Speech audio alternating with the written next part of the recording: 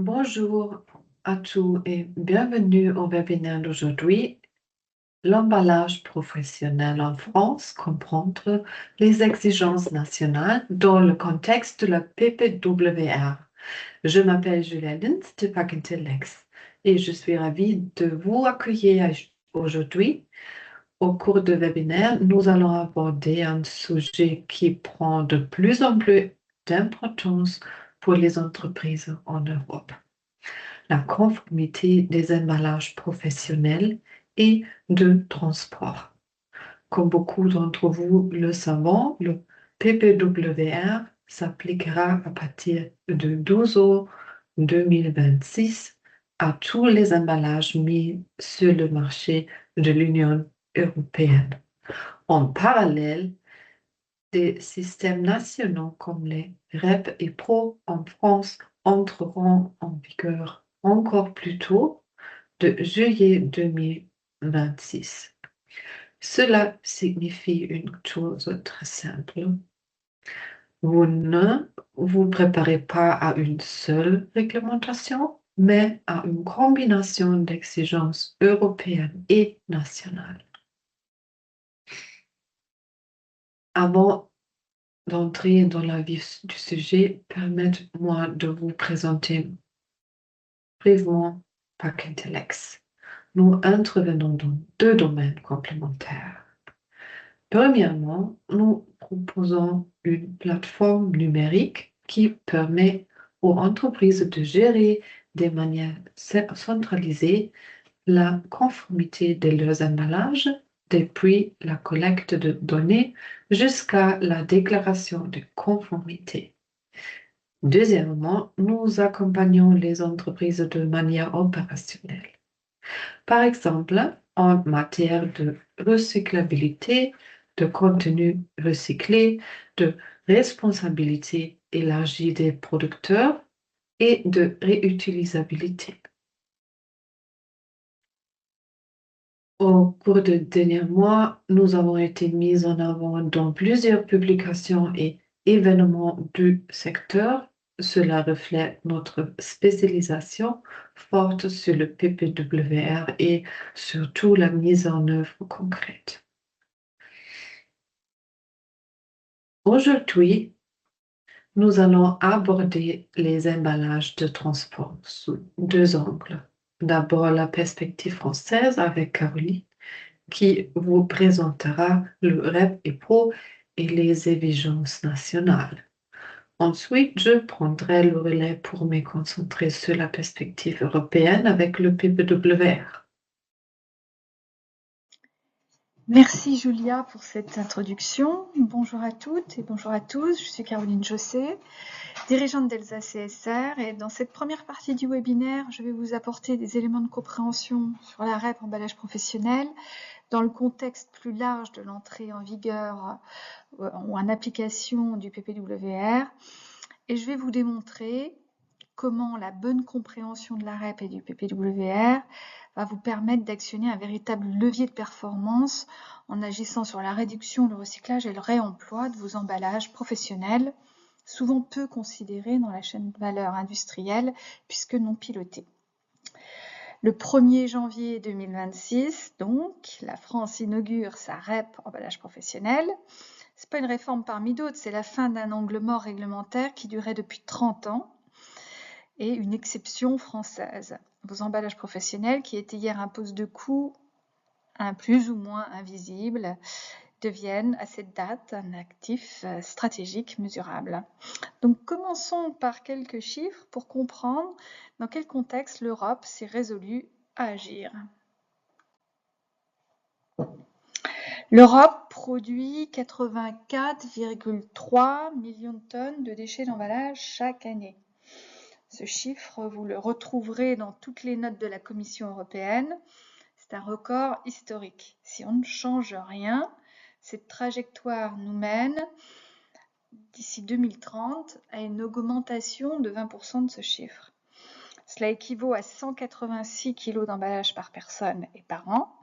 Ce qu'il faut retenir aussi, c'est que 50% des déchets dans les océans sont des emballages et que 40% des plastiques mises en marché sont dédiées aux emballages.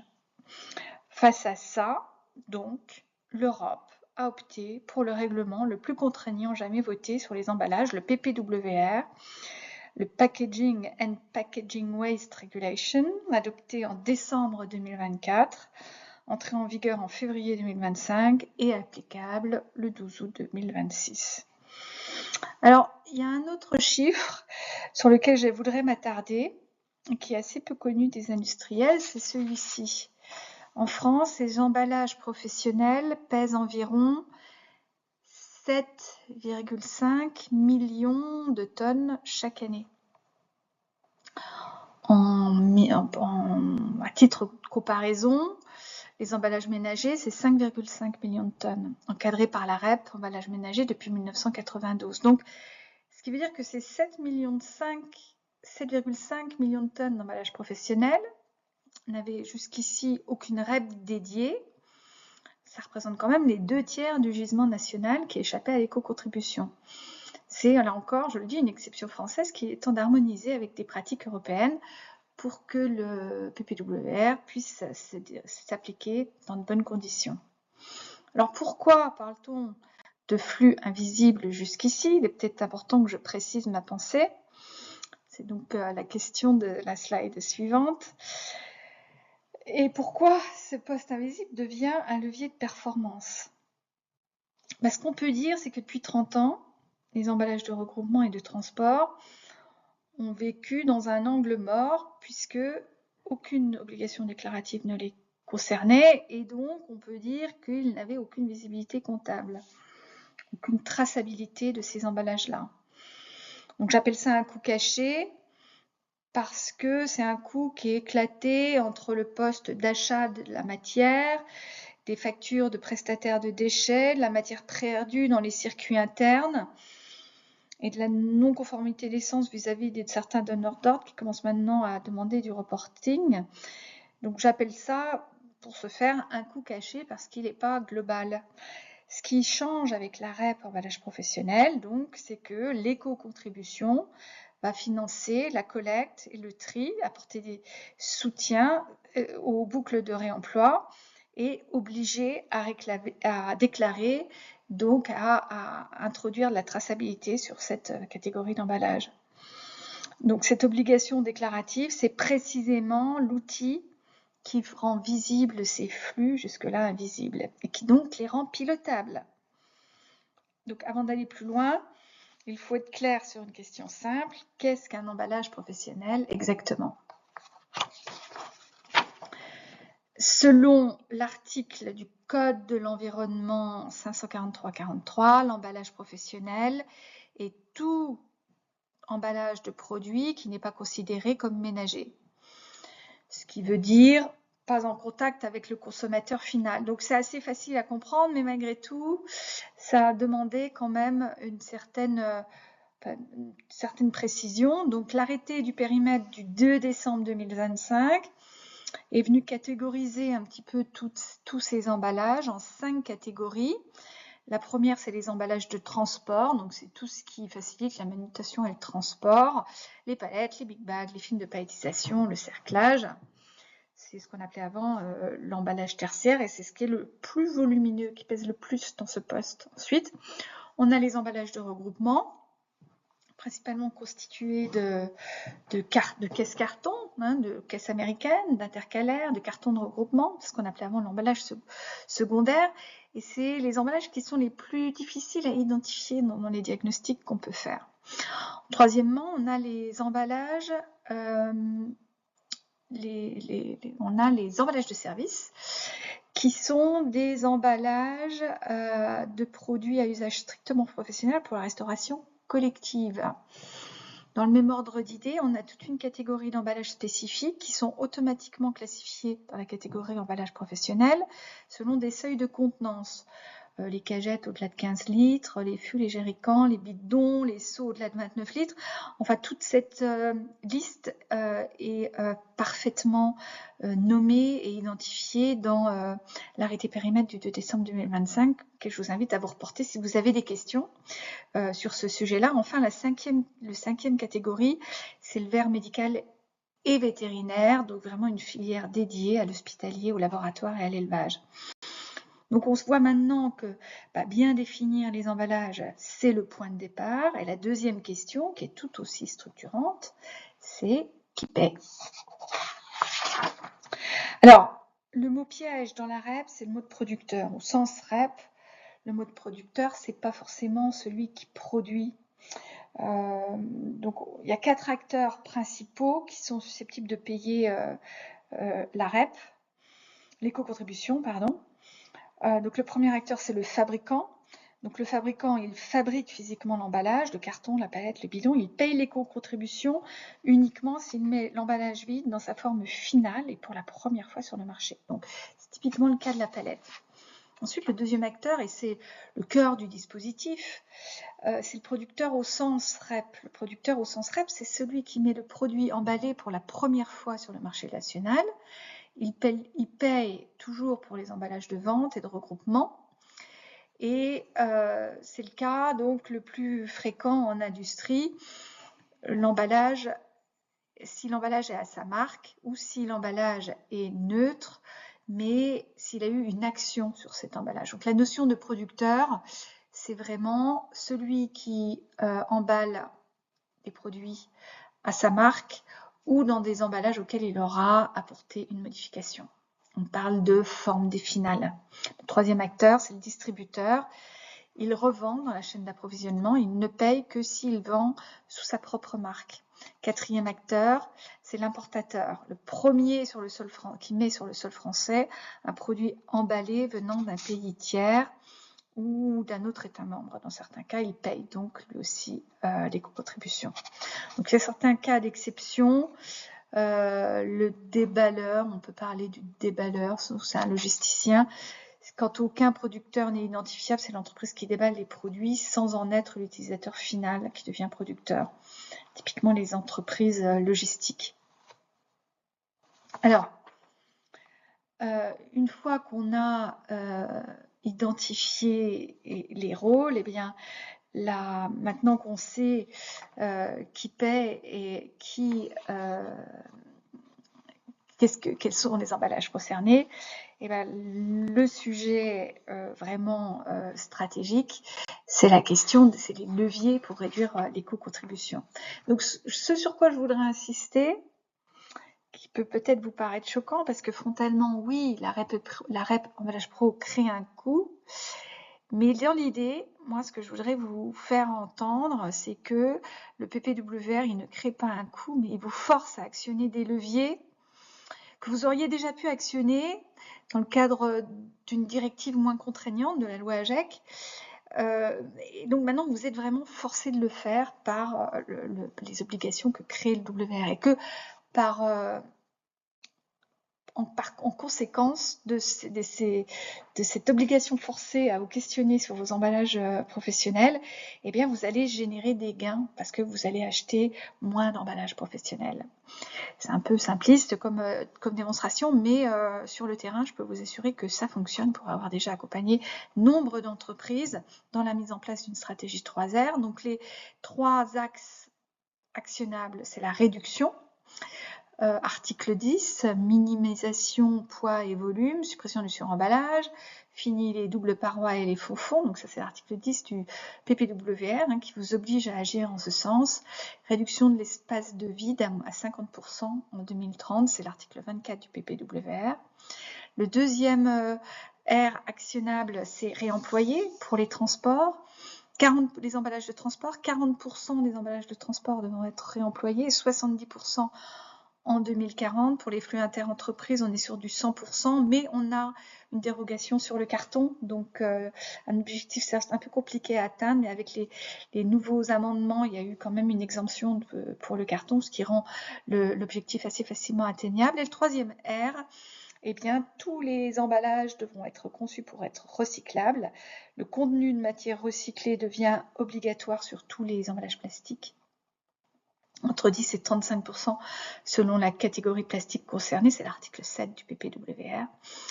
Et donc voilà, en fonction de ce que vous allez activer dans votre stratégie 3 R, vous générez une économie immédiate, à la fois sur l'éco-contribution, mais aussi sur l'achat de vos emballages.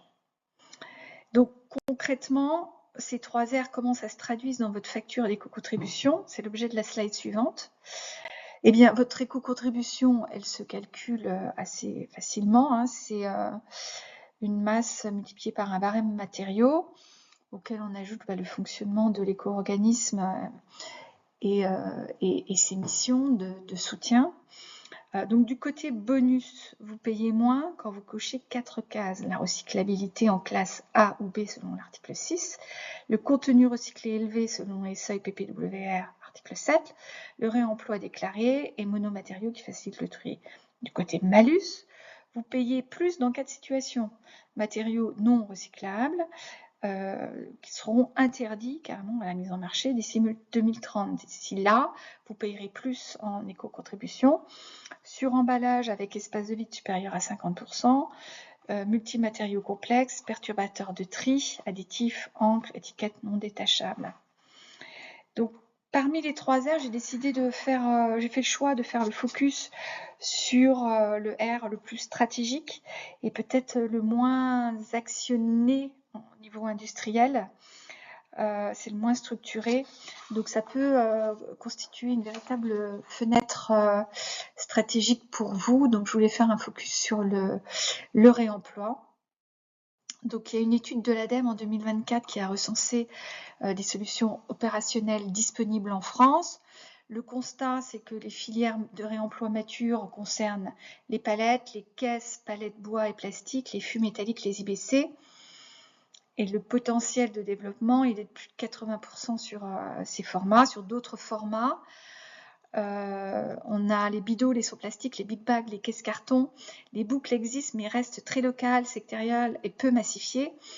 Donc, cette zone un peu moins mature qui constitue votre fenêtre stratégique. Construire ou rejoindre une boucle de réemploi maintenant, c'est se positionner avant que la concurrence ne le fasse. Et avant que les éco-modulations ne soient plus aussi incitatives. Donc voilà, c'est quand même des sujets à vous poser systématiquement. Est-ce que dans mon entreprise, il y a un intérêt à mettre une boucle de réemploi? Donc on a parlé du périmètre, des acteurs, des leviers. Replaçons maintenant tout ça dans la trajectoire historique pour comprendre pourquoi 2026 est un point de bascule. Donc 30 ans de construction réglementaire qui culmine en 2026.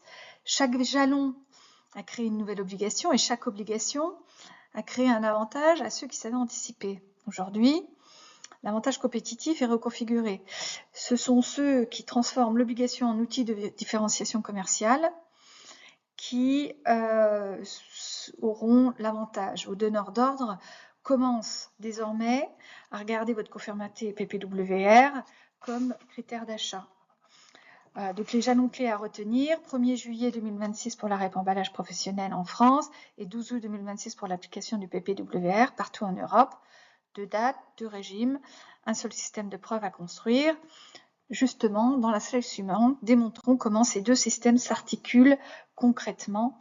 C'est vraiment le pont qu'il faut comprendre. Donc, côté France, la REP emballage professionnel exige une déclaration annuelle à un éco-organisme agréé, avec une éco-modulation indexée sur la performance environnementale de vos emballages. Côté Europe, le PPWR exige une documentation technique conforme à l'annexe 7, une déclaration de conformité, et un dossier qui prouve la recyclabilité, le contenu non recyclé et la minimisation des emballages. Le pont, c'est que l'éco-modulation REP française sera de plus en plus indexée sur la performance PPWR européenne. Donc, construire un seul dossier solide vous permet d'alimenter deux applications à la fois. Donc, mon conseil opérationnel, structurez votre travail autour du dossier PPWR. Il est plus exigeant, plus complet puisqu'il concerne absolument tous les emballages et il satisfait par ricochet les exigences de la REP française. Faire l'inverse, partir du minimum pour l'étendre, sera certainement plus coûteux. Donc, revenons aux deux obligations. Obligation REP, deux obligations concrètes au 1er juillet. Première obligation, adhérer à un éco-organisme agréé. Les agréments sont prévus sont en cours de délivrance. Citeo Pro, Leco et Twice se sont chacun positionnés et vont donc pouvoir collecter l'éco-contribution. Deuxième obligation, déclarer votre tonnage. Au démarrage, donc au 1er juillet 2026, ce sera une déclaration prévisionnelle suivie d'une déclaration réelle et cette base alimentera votre calcul de l'éco-contribution à payer. Donc au 1er juillet, l'obligation déclarative court et à partir du 12 août, le PPWR ajoute des exigences techniques. Donc ça avait 2 échéances en parallèle. La REP, c'est la feuille de route déclarative. Le PPWR ajoute la documentation technique. Voyons précisément ce qu'il faut prouver. Donc l'annexe 7 du PPWR, c'est votre passeport commercial pour les 27 pays européens. Pour chaque type d'emballage que vous mettez sur le marché, vous devez constituer un dossier technique structuré prévu par l'article 38 du PPWR. 5 éléments obligatoires, description générale et usage prévu, dessin de conception, matériaux utilisés, évaluation de recyclabilité selon l'article 6 et de réemploi selon l'article 11, contenu de recyclé pour les plastiques selon l'article 7 et déclaration de conformité selon l'article 39. Côté conservation, c'est strict, 5 ans pour un emballage à usage unique, 10 ans pour un emballage réutilisable. C'est l'article 15.3. Donc si on ne fait rien ou si on fait mal, quels sont les risques concrets? C'est ce qu'on va voir dans la slide suivante. Premier risque, amende administrative. C'est l'article L541 du Code de l'environnement et l'article 68 du PPWR. Donc des sanctions effectives, proportionnées et dissuasives. Le régime exact sera fixé d'ici février 2027, mais l'ordre de grandeur est de 30 000 € par non-conformité côté REP française. Deuxième risque, plus stratégique, interdiction de commercialisation. L'article 15 du PPWR prévoit que les emballages non conformes sont interdits sur le marché de l'Union européenne. Et l'article 4, c'est la bonne nouvelle dans ce cas, stipule que conforme dans un État membre, ça veut dire conforme partout. Troisième risque, impact image et donneur d'ordre. L'article 44 instaure un registre public des producteurs. La non-inscription devient une donnée publique, visible par vos clients, vos partenaires, vos investisseurs. Et les marchés publics écologiques exigeront la preuve REP plus PPWR dans les appels d'offres. Quatrième risque, double exposition, une sous-déclaration, c'est un redressement, plus des pénalités rétroactives et le cumul est possible, sanctions REP et sanctions PPWR, car ce sont 2 régimes distincts. Retenez les 2 dates, 1er juillet 2026 pour l'obligation REP et 12 août 2026 pour l'application du PPWR. Alors, 3 questions stratégiques à vous poser avant l'exécution. Première question, est-ce que vous savez aujourd'hui qui dans votre organisation porte la REP emballage professionnel? Est-ce que ce sont les achats? Est-ce que c'est la qualité? Est-ce que c'est la RSE, la direction industrielle? Ce n'est pas un détail, c'est une condition pour avancer vite. Deuxième question, est-ce que vous avez une cartographie à jour de vos emballages par type, par matériaux, par fournisseur, par circuit? Sinon, c'est le premier chantier. Troisième question, avez-vous une boucle de réemploi qui pourrait être structurée ou réintégrer un standard sectoriel? Parce que là, c'est votre fenêtre stratégique la plus rentable. À ces 3 questions, 2 trajectoires possibles. Trajectoire numéro 1, la trajectoire subie. Vous attendez le 1er juillet, vous remplissez la déclaration. Au plus court, vous payez l'éco-contribution et vous découvrez en 2027 que vos donneurs d'ordre ont commencé à filtrer les fournisseurs sur la performance PPWR. Trajectoire 2, trajectoire active. Vous structurez maintenant votre dossier de preuve, vous activez les bonus 3R et vous transformez l'obligation en argument commercial à présenter dans tous vos appels d'offres. L'écart entre ces 2 trajectoires, c'est de l'ordre de 30 à 40% d'éco-contribution sur 5 ans. Le choix se fait de maintenant, pas en 2027. Pour transformer ce choix en exécution opérationnelle, c'est le moment de passer la main à Julia. Est-ce que vous savez maintenant le périmètre exact des emballages professionnels, qui paie quoi, les leviers d'économie, les obligations REP, les exigences de PPWR et les risques à éviter? Ce qu'il vous reste à faire, c'est structurer le dossier, organiser la collecte de données, choisir l'éco-organisme et activer les leviers 3R. C'est précisément là où la solution opérationnelle de PAC Intel X s'inscrit. Julia, je te repasse la main.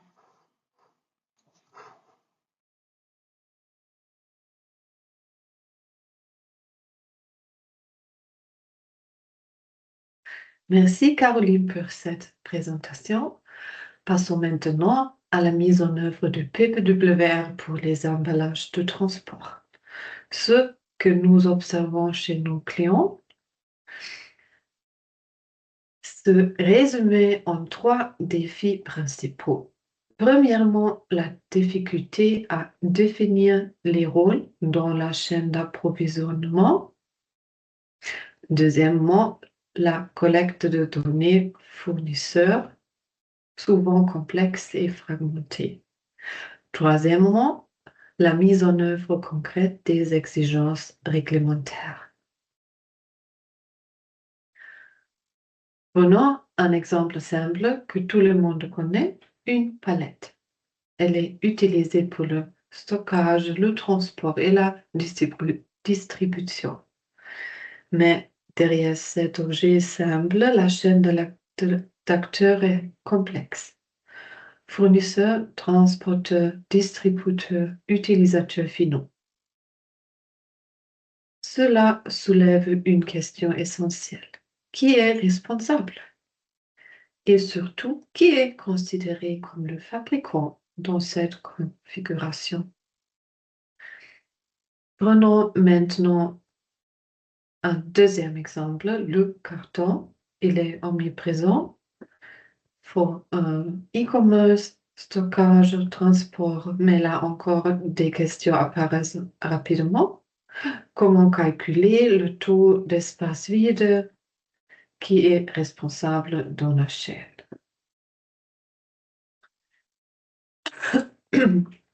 Enfin, les composants comme les adhésifs ou les étiquettes.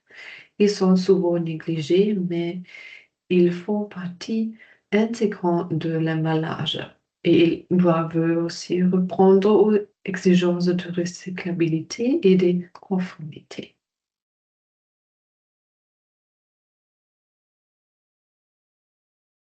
Prenons maintenant un peu de recul. Le PPWR est l'une des réglementations les plus importantes introduites par l'Union européenne dans le domaine des emballages. À partir du 12 août 2026, il s'appliquera à tous les emballages. Cela implique une harmonisation à l'échelle européenne, des exigences sur tout le cycle de vie, une forte dépendance aux données et de la conformité.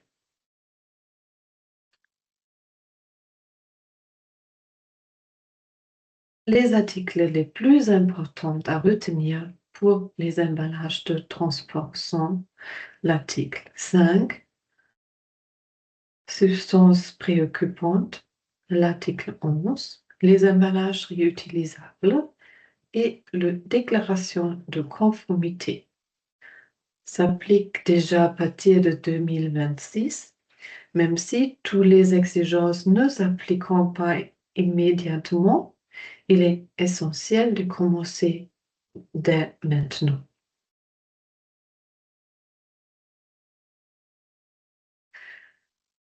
Les emballages doivent respecter des limites strictes pour certaines substances, par exemple la concentration totale des métaux lourds comme le plomb, le mercure, le cadmium et le chrome hexavalent ne peut pas dépasser 5 mg par kilo.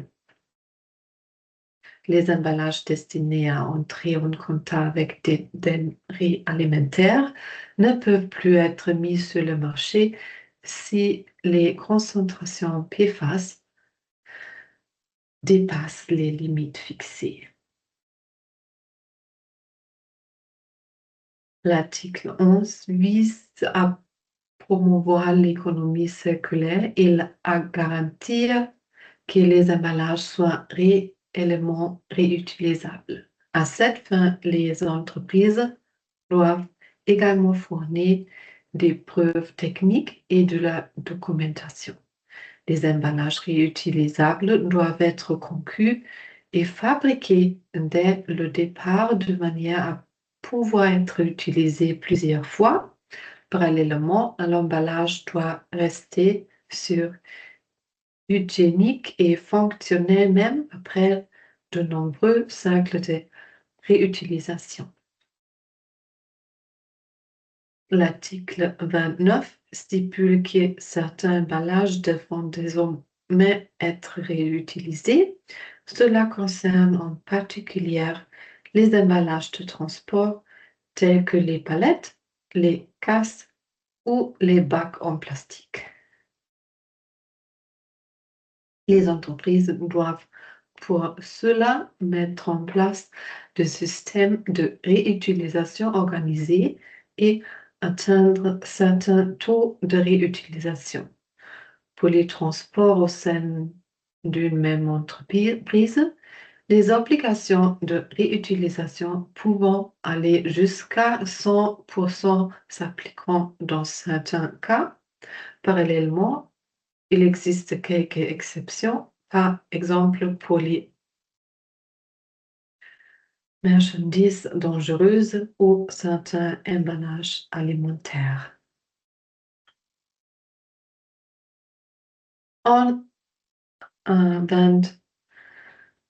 2026, la Commission européenne a adopté une dérogation importante à l'obligation de réutilisation.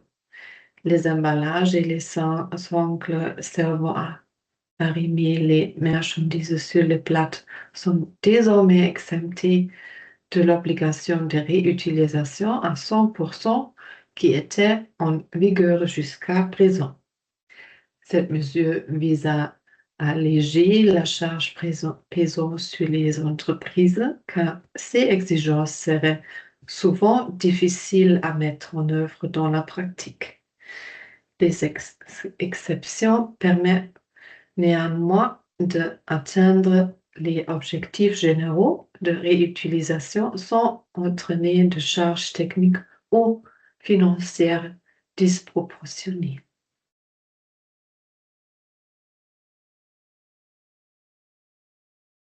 À partir de 2026, une déclaration de conformité sera obligatoire pour tous les emballages. Il s'agit d'un document juridique confirmant la conformité qui doit s'appuyer sur une documentation technique et des données vérifiées. Sans ce document, ils ne pourront pas être mis sur le marché.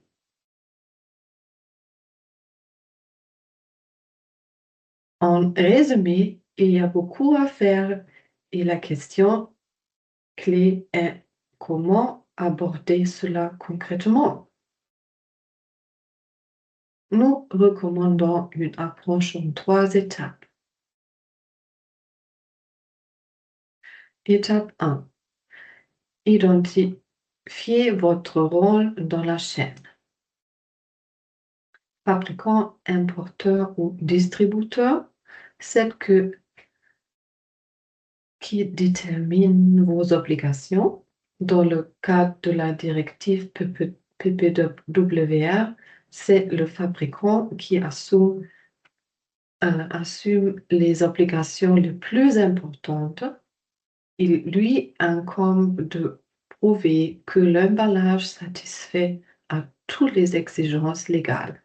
Cela implique notamment la rédaction de la documentation technique ainsi que de la déclaration de conformité avant que l'emballage ne puisse être mis sur le marché. C'est là que nous vous accompagnons. Clarifiez vos obligations, alignez vos équipes et structurez vos données pour aller efficacement vers la conformité. Étape 2. Collectez les données de vos emballages. C'est souvent le principal défi pour les entreprises.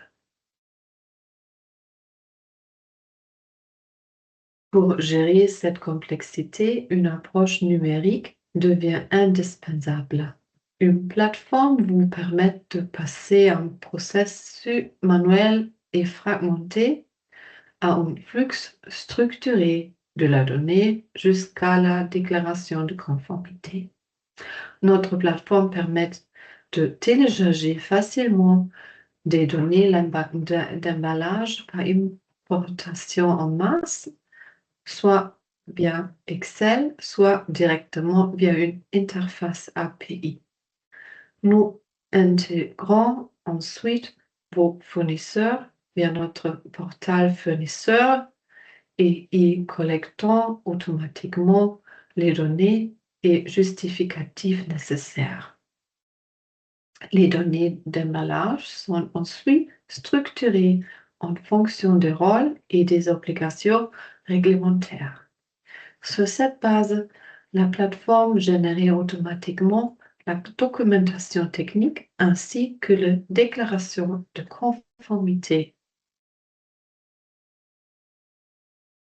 Concrètement, elle vous permet de collecter et centraliser vos données, intégrer vos fournisseurs, structurer vos informations et générer automatiquement votre documentation technique et votre déclaration de conformité.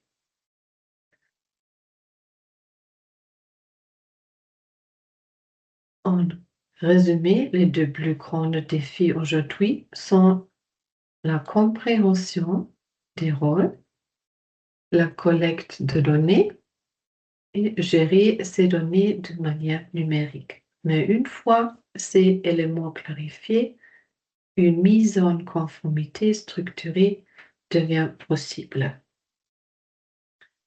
Et bien sûr, n'hésitez pas à nous contacter si vous souhaitez organiser une démonstration plus détaillée.